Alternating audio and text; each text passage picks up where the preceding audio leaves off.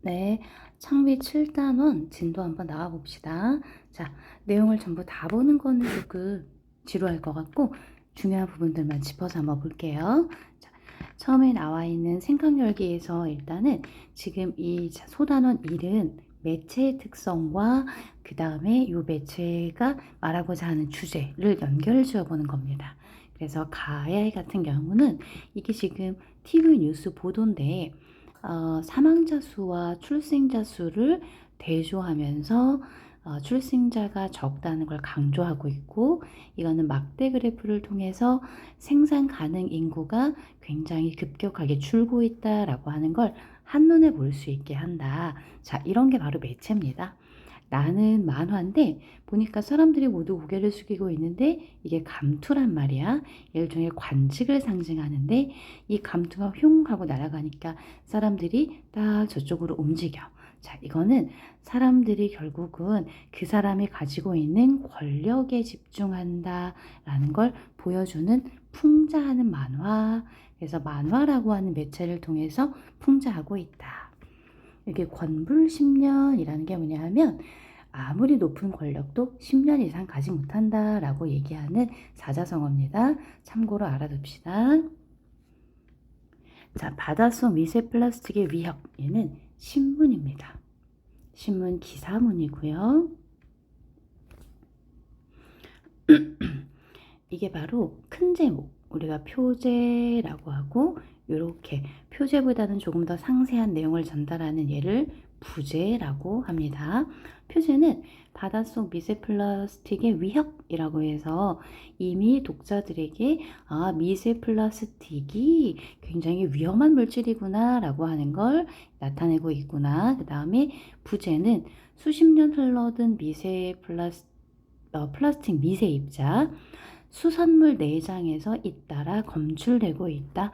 한국 개혁이 오염 세계 최고 수준이고 먹이 그물을 거쳐 사람의 몸에 도달할 가능성도 있다라고 표제보다 조금 더 자세한 정보를 전달하고 기사의 내용을 요약하고 있다라고 생각하시면 됩니다. 그래서 우리는 제목을 통해서 미세 플라스틱으로 인한 문제가 심각하구나 라는 걸 알 수 있다. 그러면 기사 한번 처음으로 한번 가봅시다.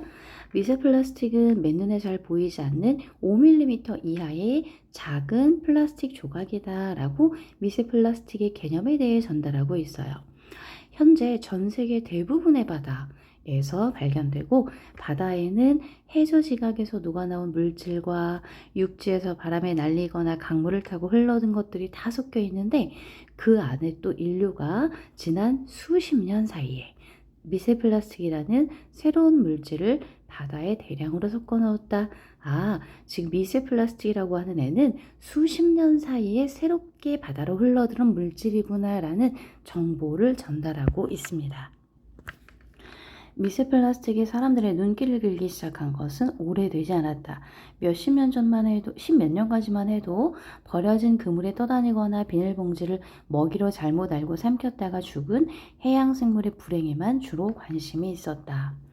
그러다 2004년에 권위적인 과학 잡지 사이언스에 영국 플리머스 대학의 리처드 톰슨 교수가 바닷속 미세 플라스틱이 60년대 이후 계속 증가해 왔다는 논문을 발표했고, 자, 이것이 바로 사람들이 미세 플라스틱이 해양 생태계에 끼치는 영향에 대해서 알게 된 계기가 됩니다. 그 다음에 해양 생태계에 끼치는 영향을 규명하려는 후속 연구들이 이어졌다. 자, 이 단어는 어휘 시험에 충분히 나올 수 있는 단어입니다. 자, 규명하다라고 하는 건 어떤 사실의 원인이나 또는 진상을 밝히는 것. 중간, 최근에는 각질 제거나 세정, 그러니까 얼굴을 씻어내거나 또는 몸을 닦아내는 거, 또 연마 등의 기능을 위해서 1mm 정도의 작은 미세 플라스틱을 넣은 화장품이나 치약 같은 생활용품이 미세 플라스틱의 원인으로 주목받고 있다. 이런 가운데 지름이 500마이크로미터 이하의, 자, 500마이크로미터면 1mm보다 이 절반보다도 더 작은 수십만 개가 들어있는 것도 있다. 생산 당시 의도적으로 작게 만든 플라스틱을 1차 플라스틱, 의도적으로 만들어낸 친구들, 이 알갱이들이 하수 처리장에서 걸러지지 않은 채 바다로 흘러든다. 미세 플라스틱은 바다에 떠다니는 다양한 플라스틱계의 쓰레기나 파도나 자외선 때문에 부서져 만들어지기도 하는데, 못 쓰게 된 어구, 페트병, 일회용 숟가락, 비닐봉지, 담배꽁초 필터, 합성 섬유 등 각종 플라스틱이 함유된 생활용품이 부서져서 만들어진 것을 2차 플라스틱이라고 한다. 자, 미세 플라스틱을 1차와 2차로 나누었기 때문에 분류하였다. 이렇게 볼 수 있어요. 아직까지 1차 플라스틱에 비해 2차 미세 플라스틱의 비중이 더 높다. 전문가들의 설명입니다. 해양생물들은 플라스틱 조각을 먹이로 알고 먹으면 포만감을 주어 영양 섭취를 저해하거나 장기의 좁은 부분에 걸려 문제를 일으킬 수 있어요. 자, 미세 플라스틱이 해양생물들에게 미치는 영향입니다. 또한 플라스틱 제조 과정에서 첨가된 잔류성 유기 오염 물질을 포함하고 있어서 바다로 흘러간 후 물속에 녹아있는 다른 유해 물질까지 끌어당깁니다. 미세 플라스틱을 먹이로 착각하고 먹은 플랑크톤을 작은 물고기가 섭취하고 작은 물고기를 큰 물고기가 섭취하는 먹이사슬 과정에서 농축된 미세 플라스틱의 독성 물질이 해양 생물의 생식력을 떨어뜨릴 수 있다. 자, 미세 플라스틱이 먹이사슬 과정에서 생태계에 끼치는 영향, 자, 구조적인 영향에 대해서 이야기하고 있어요. 미세 플라스틱은 해양 생물들뿐만 아니라 인간에게도 위협이 될 수 있는데, 한국해양과학기술원에 신뢰할 만한 기관이 나와 있죠. 실험 결과 양식장의 부표로 사용되는 발포스틀레는 부표, 바다 위에 이렇게 둥둥 떠다니는 애들이 있어. 나노 크기까지 쪼개지는 것으로 확인되었다. 나노 입자는 생체의 주요 장기는 물론이고 뇌 속까지 침투할 수 있는 것으로 알려져 있다. 내장을 제거하지 않고 통째로 먹는 작은 물고기 또는 조개류를 즐기는 이들은 수산물이 체내에 미처 배체되지 못해 미세 플라스틱을 함께 섭취할 위험이 상대적으로 높아지는 셈이다. 미세 플라스틱은 인간에게 어느 정도 위협이 되는지 현재로서는 과학자들도 분명한 답을 내놓지는 못하고 있습니다. 정확하게 알 수는 없어요.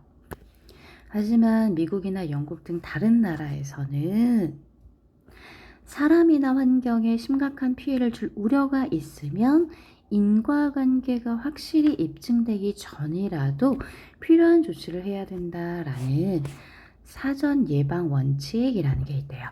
그래서 이거에 따라서 이미 여러 환경단체가 미세 플라스틱을 추방하기 위해 활동을 활발하게 벌이고 있답니다.